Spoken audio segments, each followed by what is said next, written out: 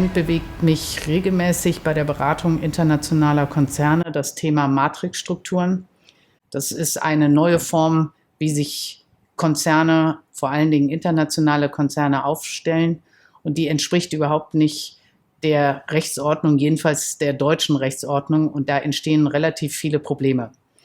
In der alten Welt war alles noch einfach. Da gab es den Geschäftsführer und der hat Weisungen an seine Untergebenen erteilt.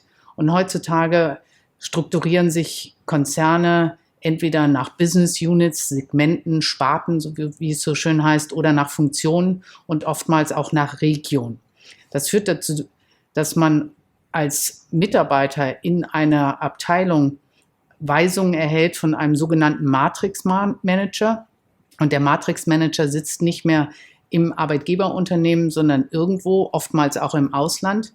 Und gleichzeitig hat man als Mitarbeiter noch einen Arbeitsvertrag mit dem lokalen Unternehmen.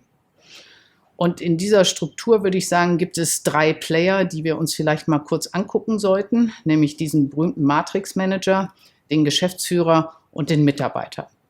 Fangen wir vielleicht mit dem Geschäftsführer an. Der Geschäftsführer einer deutschen GmbH hat verschiedene Pflichten. Er ist einer internen und externen Haftung ausgesetzt, oftmals mit Sanktionen oder sogar strafbewehrt.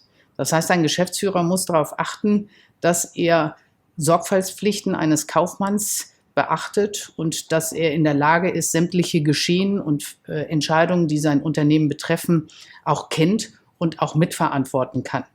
Das widerspricht völlig einer Matrixstruktur. In der Matrixstruktur werden sehr viele Entscheidungen auf anderen Ebenen getroffen und auch in seinem Unternehmen umgesetzt, ohne dass der Geschäftsführer davon Kenntnis hat. Das heißt, wir haben hier so eine Friktion zwischen Realität und Rechtsordnung. Und hier stellt sich die Frage, was macht man, um die Haftungsrisiken für einen Geschäftsführer zu reduzieren? Wir sagen, es gibt mehrere Möglichkeiten dafür. Zum einen sollte man sich angucken, wie die D&O-Versicherung der Geschäftsführer ausgestaltet ist. Oftmals hat man so eine global-galaktische D&O-Versicherung für den gesamten Konzern. Da steckt der Teufel im Detail. Man sollte sich Mühe drauf geben, dass das auch passend gemacht wird und auch dem deutschen Recht unterfällt.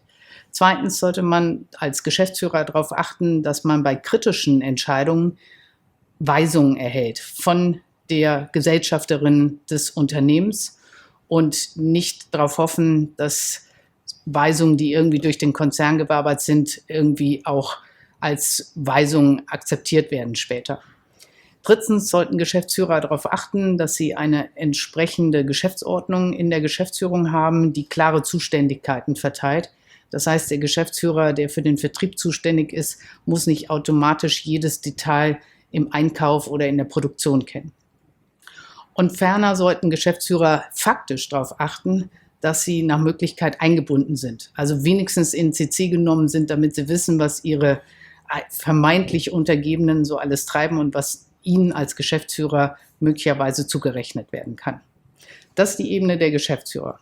Wenn wir uns die Matrix-Manager angucken, wie gesagt, oftmals im Ausland sitzend, aber auf jeden Fall in einer anderen Legal Entity als dem Unternehmen, um das es hier geht, muss man darauf achten, dass dieser Matrix-Manager eine Bevollmächtigung erhält. Der Matrix-Manager agiert in seiner Funktion als Vertreter des Arbeitgeberunternehmens und muss in dieser Funktion auch auftreten. Diese Bevollmächtigung sollte vom Unternehmen, also vom Geschäftsführer, gegeben werden und sich auf das fachliche Weisungsrecht beziehen, aber möglicherweise auch auf Teilaspekte des disziplinarischen Rechtes. Es wird also meistens der Matrix-Manager der Fachvorgesetzte, der bestimmter Mitarbeiter, und gleichzeitig wird er aus dieser Funktion heraus auch bestimmte Teilaspekte in disziplinarischer Hinsicht erteilen. Zum Beispiel wird er Urlaube erteilen, er wird möglicherweise über Beförderungen oder Gehaltserhöhungen entscheiden. Das sind so Teilaspekte. Wichtig ist dabei, dass das Vertragsunternehmen, der Vertragsarbeitgeber weiterhin über den Bestand des Arbeitsverhältnisses entscheidet und weiterhin so Kernkompetenzen in Arbeitgeberhinsicht beibehält, wie zum Beispiel Abmahnungen und Kündigung. Das ist die Ebene des Matrix-Managers. die wir auch nochmal betrachten müssen in Bezug auf datenschutzrechtliche Aspekte. Ein typischer Matrix-Manager muss ja wenigstens die wichtigsten Daten seiner Mitarbeiter kennen. Das heißt, man muss einen Vertrag, meistens so ein Intra-Company-Agreement abschließen, dass bestimmte personenbezogene Daten dem Matrix-Manager zur Verfügung gestellt werden. Bei Matrix-Managern sollte man noch die neueste Rechtsprechung des Bundesarbeitsgerichtes im Kopf behalten. Das Arbeitsgericht hat letztes Jahr entschieden, dass Matrix-Manager eingestellt werden nach § 99 Betriebsverfassungsgesetz. Das führt dazu, dass ein Matrix-Manager jedenfalls für sämtliche Mitarbeiter in allen Betrieben in Deutschland, für die er verantwortlich ist, offiziell eingestellt werden muss und das Verfahren nach § 99, das heißt Zustimmung des Betriebsrates zu dieser Einstellung, eingehalten werden muss. Ich möchte mich hier an dieser Stelle nicht zur Richtigkeit dieser Entscheidung auslassen, würde aber sehr pragmatisch erstmal empfehlen, abzuwarten, ob der Betriebsrat wirklich dieses Recht geltend macht. Und zum Schluss haben wir die Ebene des Mitarbeiters, des Arbeitnehmers, der also fachliche Weisungen vom Matrix-Manager erhält, aber gleichzeitig vertraglich an sein Arbeitgeberunternehmen gebunden ist.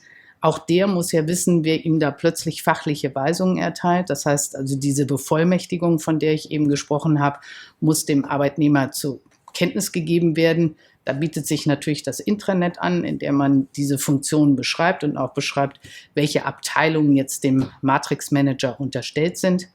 Und man sollte eigentlich schon bei Eingehung des Arbeitsverhältnisses darauf achten, dass im Arbeitsvertrag ausdrücklich eine sogenannte Matrix-Klausel drin steht, wonach der Arbeitnehmer sich ausdrücklich bereit erklärt, auch fachliche Weisungen oder auch teilweise disziplinarische Weisungen von einem anderen außerhalb des Vertragsarbeitgebers zu erhalten.